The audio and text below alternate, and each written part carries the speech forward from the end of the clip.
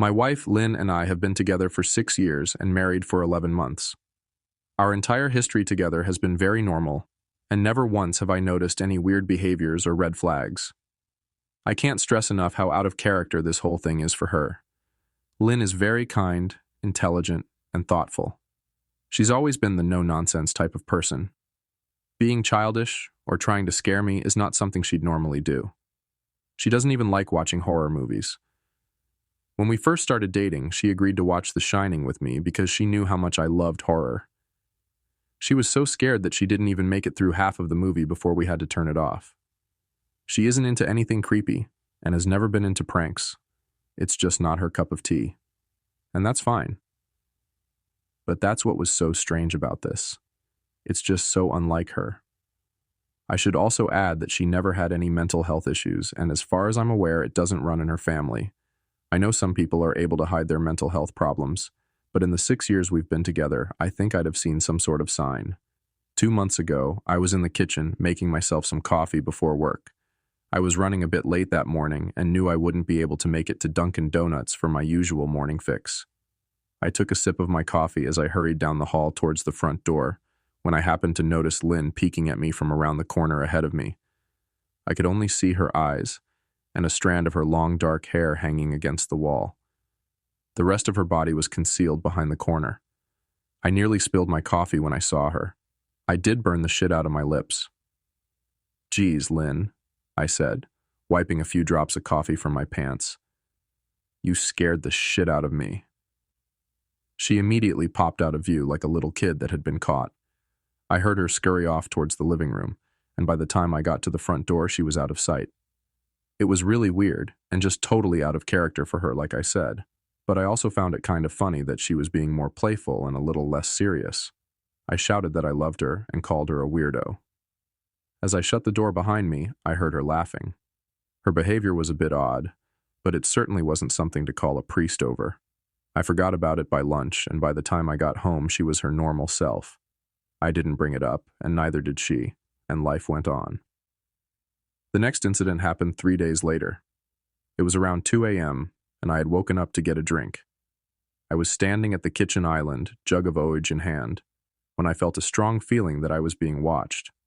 For whatever reason, I looked down at the floor and saw my wife's smiling face staring back. She was peeking at me from the other side of the island, staring up at me with wide, unblinking eyes and grinning like the Cheshire Cat. I screamed, I'll admit it, not out of irritation, but fear. For some reason at that moment I was scared. At the sound of my scream, Lynn scuttled backwards out of my view, her hands and feet smacking the tile floor as she hurried out of the kitchen on all fours. I didn't run after her, or even yell after her. I just stood there frozen in shock, wondering what fuck had possessed her to do that. It took me a little longer than I'd like to admit to go back upstairs, but I eventually did. When I got to our bedroom, Lynn was lying on her side, asleep, or at least pretending to be. I stood there for a while, watching her breathing to be sure she really was asleep. I had the feeling she might jump out at me the moment I got into bed, but she didn't. I climbed into bed, and she didn't even move. Her breathing was soft and deep, and I was starting to wonder if I'd dreamt the whole thing. The next morning, I waited for her to come down for coffee, and after handing her a mug and kissing her cheek, I decided to ask her about it. "What was that about last night?" I asked, keeping my tone light so I didn't offend or embarrass her.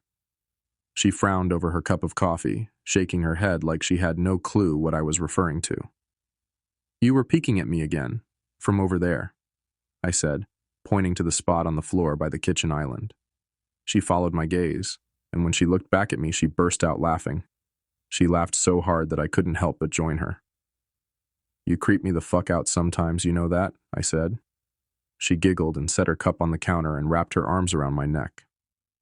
"You creep me out all the time. So I guess we're even," she teased. We said our goodbyes and left for work.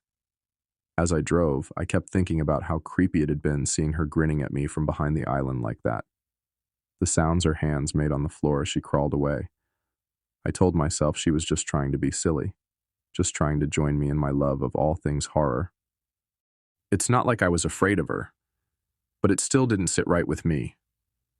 I started seeing her peeking at me more and more, Sometimes she'd be peeking out from behind the couch or living room curtains. Once she even managed to get inside her grandmother's old trunk that sits at the foot of our bed. I might not have even known she was there at all had the trunk's old hinges not given her away. She'd had the lid propped up just enough so that only half of her face peeked through. She'd been grinning like an excited toddler. It was unnerving. I didn't even know what to say to her. All I could do was stare.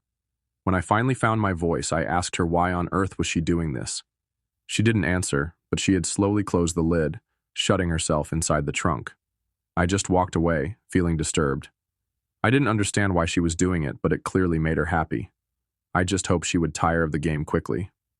Lynn didn't peek at me for the next 2 weeks. I started to think she was done with her weird prank, and I was relieved.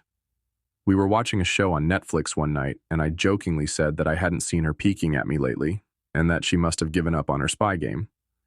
She looked up at me with a small smile and said, "Maybe I've just gotten better at it." I didn't say anything, but I wondered whether or not she was joking. For the next few days, I couldn't stop thinking about what she'd said. Was she still peeking at me when I wasn't looking and I just hadn't noticed?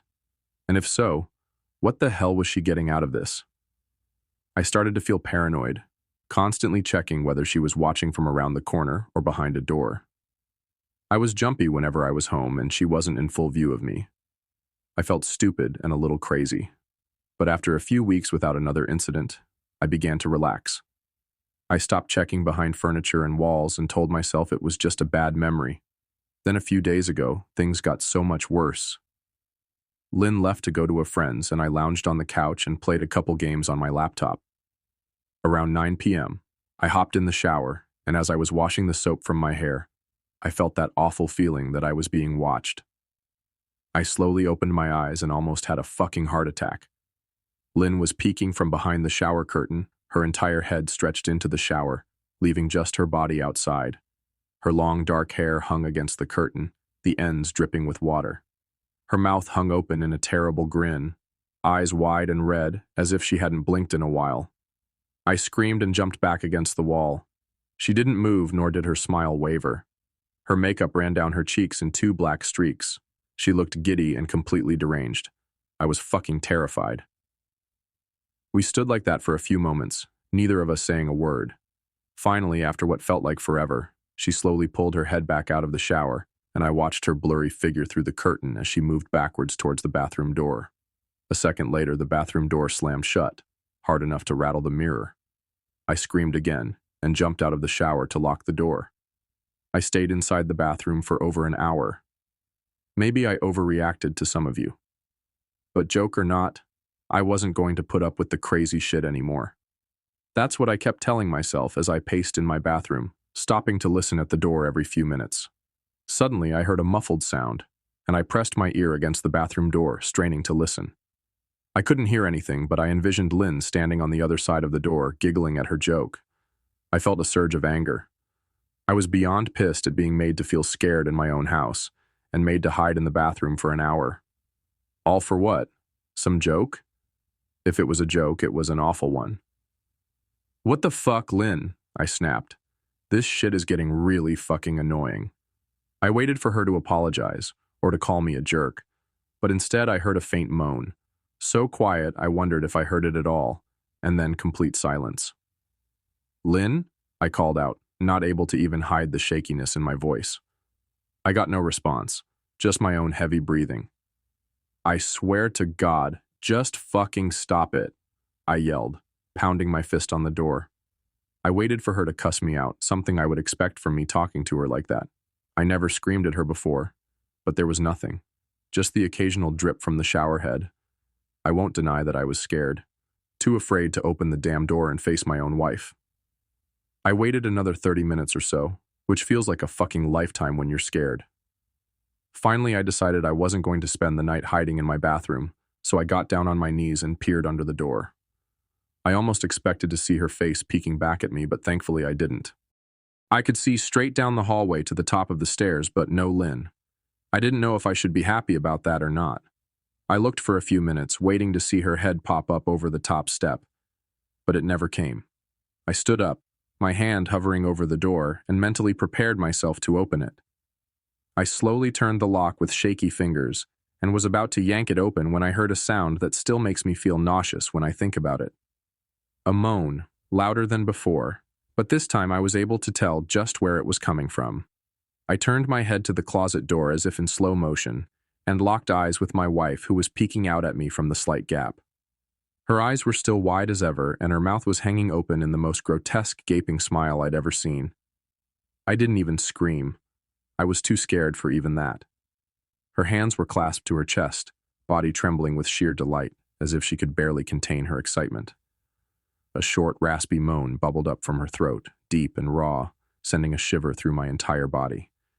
Somehow, I found the ability to pull the bathroom door open and ran as fast as I could all the way down the steps, snagging my keys and phone from the table in the living room before running outside to my car. I could hear her shrill laughter behind me, but I didn't hear her getting closer. I didn't bother shutting the front door. I drove away from the house faster than I legally should have, shivering the entire time, either from fear or the cold. Maybe a little of both. I hadn't grabbed a coat or even a pair of shoes. I was still in my boxers and my hair was still damp. I drove straight to my brother Chris's house about 40 minutes away, ignoring any and every call and text I got. I didn't check my phone until I was safely parked in my brother's driveway. Lynn had called 4 times and sent a flurry of texts, all wondering where I'd gone and why I left like that. I threw my phone at the dash in a rage, furious at her nonchalant attitude. My brother and his wife were surprised to see me, especially dressed in just a pair of boxers, but told me to stay as long as I needed. Chris lent me some clothes and asked me what happened. I told him Lynn and I had a fight, but didn't get into the details. I didn't want him to think I was overreacting, leaving my wife over a prank, even if it was a strange one. I mean, hadn't I encouraged her for years to lighten up instead of being so serious all the time? I had wanted her to relax and loosen up, but this was definitely not what I'd had in mind. I tried to sleep on their sofa, but my brain wouldn't let me sleep. Every time I closed my eyes, I saw Lynn's face staring at me from inside the closet. Knowing she'd been in there with me the entire time made my skin crawl. She'd never left the fucking bathroom at all. Instead, she slipped inside the closet and slammed the bathroom door shut to fool me. The mere thought of going back home gave me anxiety. I tossed and turned, unable to sleep. Chris ended up giving me a sleeping pill so I was able to get a little rest. My sleep was filled with terrible dreams, all of Lynn's smiling face. I woke up just as the sun started to rise. My sore body ached from the sofa, and I felt drained. I knew I'd have to call Lynn at some point, but I didn't know what to say to her. I wouldn't be going home unless she gave me her word she'd never do any more creepy shit. I just wanted my wife back. Her normal, serious self never looked so good to me. I was contemplating calling her and telling her that when that familiar feeling came over me. I was being watched. I was staring at the ceiling, my heart in my throat. I didn't want to look away, but the longer I ignored the feeling, the worse it got. My eyes drifted away from the ceiling almost on their own. Her face was pressed up against the window beside the couch, staring down at me with that same gaping smile. Drool dribbled down her lips, leaving 2 long streaks down the glass. I didn't know how long she'd been there, but something told me she'd been there quite a while, possibly all night. I didn't bother screaming, though I was afraid anger trumped any fear I felt at that moment. I jumped up from the couch and pounded my palm against the glass. "Lynn, are you crazy? What the hell is wrong with you? Just go home," I shouted. "Now!" She didn't move, and her ghastly expression never changed. If anything, her smile only grew, as if she had never been more elated. I could hear Chris and his wife moving around upstairs. As if Lynn could hear them from her place outside, her head twitched slightly in their direction, and she began to close her mouth slowly. Chris called my name from upstairs, obviously concerned. I turned to see him and his wife Rebecca hurrying down the steps. When I turned back to the window, Lynn was gone. The only sign she'd been there at all was the 2 streaks of drool still dripping down the glass. I tried explaining to Chris and Rebecca about waking up to see Lynn watching me through their window. They were skeptical. Who wouldn't be? Chris and I went outside to the spot in front of the window, but there were no footprints in the dirt, just a slight indent. Animal, probably, Chris guessed, and I didn't argue. He and Rebecca assumed I dreamt the entire episode, but they didn't understand, and I was too tired to explain it to them. I called out of work that day and turned my cell off. I didn't want to face Lynn. Just talking to her was too much for me at that point. I really started to believe something was irreversibly wrong with her, that no matter what promises she made, we'd never be the same again. The thought saddened me to my core. I cried most of the morning. By noon, I figured I was ready to confront her, give her one last chance to explain herself. I could at least give her that after 6 years, I told myself. I turned my phone on and saw the dozens of texts she'd sent, all from a seemingly concerned wife. Can we talk? I love you. Please call me.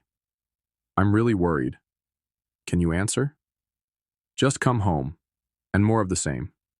All texts telling me she loved me and she wanted me home. How worried she was. Not a damn one addressing the crazy shit she pulled. Like she hadn't been acting like a character from a Stephen King book. Even her texts were different. She normally texted novels just to tell me to pick up a loaf of bread. You'd think she'd have more to say to me after her bizarre shenanigans. I know it probably seems childish to some of you who are miles away from this situation. But if you saw the way Lynn had looked at me, how she scampered away on all fours like some wild animal, grinning at me from inside the closet like a lunatic, then I think you'd find my reaction was warranted. I ended up staying with Chris and Rebecca for another night. I didn't wake up yesterday until afternoon, and thankfully I didn't see Lynn's face watching me through the window. I don't want to pry because it's not my place. But is this fight something that can be mended? Rebecca asked. She'd made us both a sandwich for lunch, and I knew she wanted to breach the subject without seeming to be nosy. I don't know, she's like a different person, I said, choosing my words carefully. I still wasn't ready for her or Chris to know the full extent of the batshit craziness I had been dealing with. People change, Ben, but she's still the same woman you married. Maybe you both just need to talk through your issues. Whatever's going on, I'm sure it can be fixed, she said, ever the peacemaker. I think it's beyond that now. I don't think talking would help. I just don't trust her, I said. The words stung in my heart. I missed and loved my wife. But how could I live with someone like that? Living in constant fear didn't sound too appealing. Lynn loves you. She has to be absolutely crushed, she said. I don't know about that, I said. Well, she certainly seemed like it to me. I've never seen her so upset. Very much unlike the Lynn I know, Rebecca said, shaking her head sadly. It took a full minute for her words to really sink in, and when they did, I felt dread worming its way through my skin. Wait, what do you mean? You saw her? You saw Lynn? I asked, my mouth suddenly dry. Rebecca nodded casually as if that fact wasn't nightmare fuel. Maybe for her it wasn't. She stopped by this morning just after Chris left for work, she said, cleaning the plates from the table. I didn't see her car, though. Maybe she took an Uber or something. Beck, what did she say? Did she come inside? I asked, sweat starting to break out on my forehead. I began looking around, examining corners as though a predator lurked behind them. She just asked if you were awake yet, and I said that you weren't. I asked if she wanted me to wake you, but she said no. Just said to let you sleep, she said as she washed the dishes. That's all? She didn't say anything else? I asked. She looked awful, though. Like she hadn't slept in days. I think you should call her. I got up from the table and thanked Rebecca for lunch. I felt a little bit better at the knowledge that at least she hadn't come inside. Still, I needed to double-check that the doors were locked. I sat for a while trying to figure out what to do next. I didn't want to go home, but I felt that I owed it to Lynn to help her if I could. Hadn't I sworn an oath to love and honor her through sickness and in health? Clearly, she was very sick. If she was sick, which I truly believed she was, I had to try and get her the help she needed.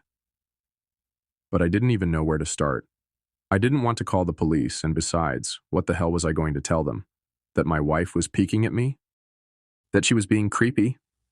As bizarre as she'd been, she still hadn't committed any crime. Not yet, anyway. The police would have probably said that I was overreacting. But this wasn't some prank. It felt wrong. Dangerous, even. Like something sinister lurked beneath her smile. I knew as her husband I was well within my rights to have her committed. But what if she simply acted normal in their presence? She'd obviously been able to fool Rebecca into thinking she was just a concerned wife. As long as the doctors didn't find her a danger to herself or others, they'd have no choice but to release her after 72 hours. I felt lost and overwhelmed. So I did what any husband in my position would do. I called her mother. I didn't want to, believe me. Her mother, Marianne, and I were never on the best of terms. We'd never fought or anything like that. She just wasn't a very warm person and wasn't really easy to get along with. She hardly ever smiled, and when she did, only her lips would move into a thin-lipped smile, leaving her eyes as blank as before. She gave off this aura that felt like she was permanently on the offensive. I'd only met her twice, and both times were for such short visits. I got the impression she didn't approve of me for her daughter. Lynn always ushered us out quickly, as she didn't want me to feel uncomfortable, which I was grateful for. Being in her mother's company felt almost unbearable, like walking on glass. I was glad when we moved 3 states away, so we didn't have to see her often. I was happy to avoid the woman, but I needed her help. I really didn't want to talk to her at all, but I had to talk to someone, and someone who knew Lynn better than I did. So I grit my teeth and did what I had to. "Yes?" she answered, already sounding irritated. "Marianne, it's me, Ben. Do you have a minute to talk?" I asked. I could hear her cluck her tongue in irritation. "I'm in the middle of writing some checks, but if you insist, I suppose I can spare a moment." "What is it that you want to discuss, Benjamin?" she said coolly. "It's about Lynn. She's been acting strangely, and I was wondering if you had any idea whether there was something—" I was quickly interrupted. "It's a bit difficult to follow your rambling, Benjamin. What is that you want from me?" she asked. I could almost see her standing there in her thin sweater and slacks, tapping her fingernails impatiently on the table. "I wanted to know if you'd ever noticed any odd behavior, or possibly any mental health issues," I asked. There was a long, uncomfortable pause that I couldn't tell was because she was just thinking or something else. Finally, after a few seconds, she spoke. "I'm not sure if this is one of your jokes, Benjamin, but if so, I don't find the humor in it. Now, I do have business to attend to, as I've said, so if you don't mind," she said, but I cut her off before she could get rid of me. "Marianne, it's not a joke. I'm sincerely concerned about Lynn's mental health. Her behavior has been very erratic lately. I'm very worried about her, and I figured as her mother you would be as well," I said, my frustration evident in my voice. "If you're truly concerned, then I suggest you get the health professionals involved. I don't know what you expect of me," she snapped. I could tell she was seconds away from hanging up, and for some reason I was desperate not to let her. I had the feeling that she knew a lot more than she was letting on. "Please, if not for me, do it for Lynn." I tried. I heard a faint, shaky intake of breath, as if she were trying to hold her steely persona together but failing. "Marianne, I started. "Benjamin, I don't know what to tell you. My only advice would be to seek professional help. Do not call here again. Goodbye." I tried to call out to her, but she'd hung up. I tried to wrap my head around the call and her refusal to help me. Even if she didn't like me, why wouldn't she want to help her own daughter? I couldn't understand that. I tried to replay the conversation, desperate to find something I missed. After a while, I almost gave up, until I remembered her last words to me. "Seek professional help," she'd said those words with a bit of urgency. I could have just been grasping at straws, but no. I was sure her voice had changed ever so slightly when she'd said that, as if they were very important. What had she meant? I assumed she'd been referring to medical professionals, but maybe she was referring to someone else. Someone that she didn't, for some reason, feel comfortable saying directly. Or maybe I was just desperate. I waited for Chris to get home, and after a very long and exhausting conversation with him and Rebecca, I convinced them that Lynn truly needed psychiatric help. I didn't tell them everything. I wasn't prepared to go into it yet, but I told them about our last encounter. How she'd hidden in the bathroom, peeking at me from the closet. They were obviously shocked, but thankfully they believed me. They too just wanted to help her. Still, they didn't think it was all that serious. Weird, maybe, but not dangerous. They just kept saying that Lynn had to be playing some kind of weird joke. "Maybe for YouTube?" Rebecca offered, if only half-heartedly. Chris didn't think we should involve the police just yet. He offered instead to go with me, and I readily accepted. He reasoned that calmly talking to her, trying to coax her into going willingly, was the best recourse. I agreed to do it his way. At least I wouldn't be going into that house alone. We drove over this morning just after breakfast. There was no way I was going at night. When we pulled into the driveway, my stomach began doing somersaults. Her car wasn't there, but I still didn't let my guard down. The front door was ajar, and for a split second, I thought we'd see her eyes staring through the gap. I was shaking and starting to sweat. Chris, however, was fine. He waited for me to open the door, his hands in his pockets like he was going on a fucking stroll through the park. I envied his ignorance. I pushed the door open and was immediately hit with the stench of rot. Chris smelled it too, and he walked in the house behind me with his nose scrunched up. "What do you guys use to clean the floors around here, shit?" Chris mumbled. "Shut up," I said, my eyes darting around for any signs of Lynn. The house was deadly quiet and dark, despite being 10 in the morning. All the curtains were closed up tight, refusing to allow any sunlight inside. If I hadn't left it just 2 days prior, I'd have thought the house to be abandoned. We moved through each room, carefully checking any place that she might hide, occasionally calling her name. "Why the fuck are you looking under the couch?" Chris asked eventually. "Aren't we looking for your wife?" He was looking at me like I was a moron. "Let's just go upstairs," I whispered. He shook his head but followed me up the stairs to check the bathroom and spare bedroom. On the way up, my shoes crunched over pieces of glass that looked to be littered over a few of the steps. I noticed that one of Lynn and my wedding portraits that hung on the wall along the staircase had been smashed. The frame hung crookedly, all the glass removed.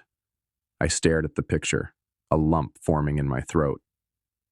We had taken the photo just after leaving the church, after saying our vows. She looked so beautiful in her white gown. I looked at Lynn's beautiful face. I never dreamed her face would ever be a source of terror for me. We climbed the rest of the steps and checked the spare bedroom, but it looked completely untouched. I was hesitant to go into the bathroom, my fear from that night coming back to me all at once. Chris noticed and offered to go in by himself, but I couldn't let him do that. So we walked in together, checking the closet and the shower. The bathroom looked as if it hadn't been touched since the night I left. "I don't think she's here, Ben. Why don't you pack some clothes and we'll try coming back tomorrow or something," Chris said. I nodded and went into our bedroom and shoved some clothes into a duffel bag.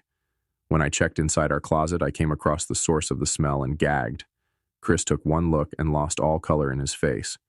He had to go stand by the stairs to get away from the sight and smell. I gazed down in shock at what lay inside my bedroom closet. Soaking into the rug were at least a dozen eyeballs, all carefully laid out in pairs. Some were as large as a quarter, while others were as tiny as a marble. I stared down at the eyes she'd collected from small animals, and I wondered how she'd gotten them, and shuddered at the thought.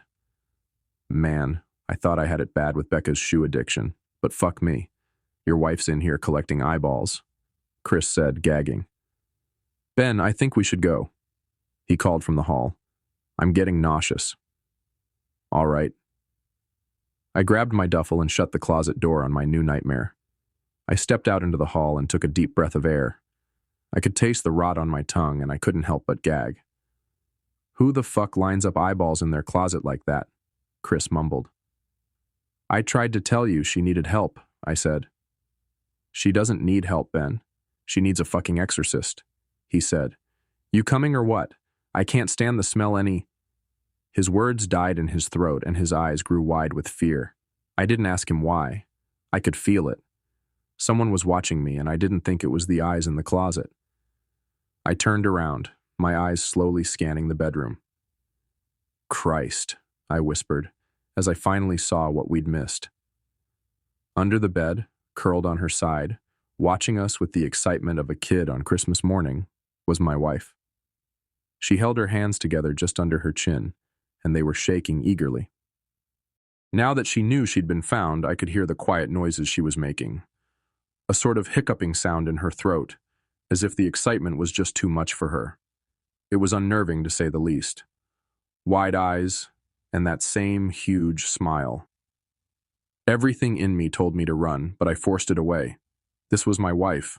No matter how twisted, she was still the woman I married. I had to help her. Lynn, I said softly.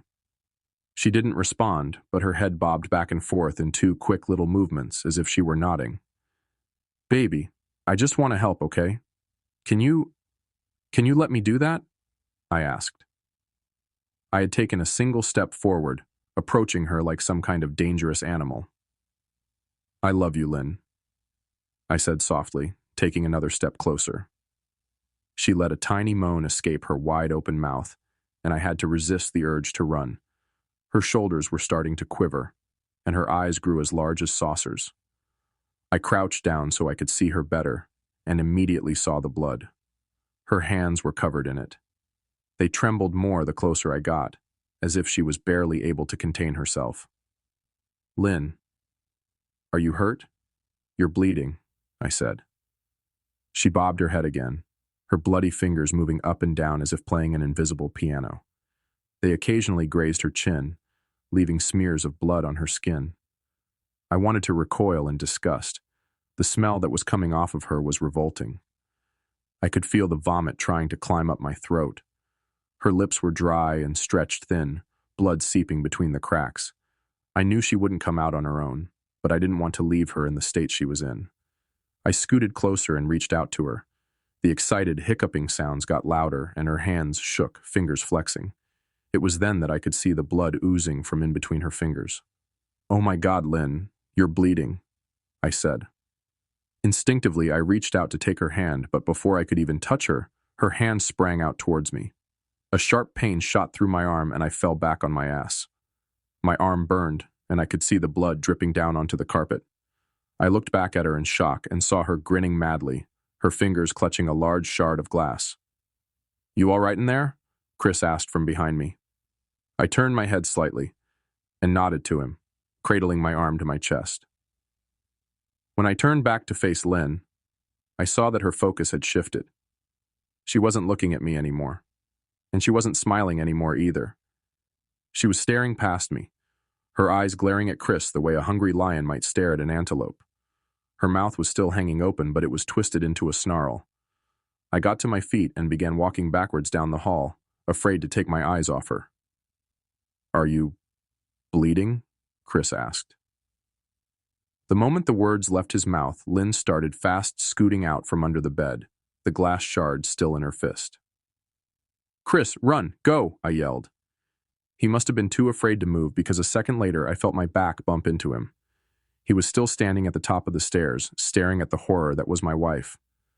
Lynn had crawled completely out from under the bed and stood in the bedroom doorway, her face twisted in rage. Her whole body was visibly tense. Blood ran down her fingers and onto the floor. Jesus, Lynn, Chris said. You, playing hide and seek? I reached back and pushed him towards the steps. Move your ass, Chris, I said as quietly but firmly as I could. Lynn bobbed her head in fast, sharp motions and began to grin, stretching her mouth open wider and wider so that her chin seemed to touch her chest. I heard Chris mutter a prayer, and then he was running down the stairs. I stood at the top of the steps, stuck between the love for a woman who clearly needed serious help and self-preservation. I only want to help, I said, choking back tears.